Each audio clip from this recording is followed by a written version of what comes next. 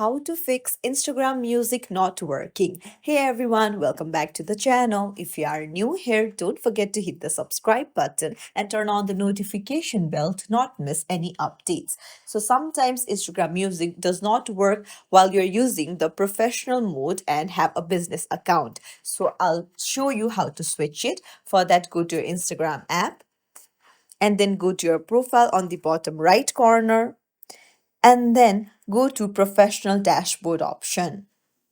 Now, once you're there, go to the gear icon at the top right, and then you can see switch account type. Tap on it, and then you can either choose to switch to personal account or switch to creator account. So choose any one of your wish, and then once you do this, you need to try using the Instagram music again. If it still doesn't work, then what you can do is come back and then head over to settings, open it up, and then go to general. There, go to iPhone storage and then scroll down and tap on Instagram. Now try offloading the app.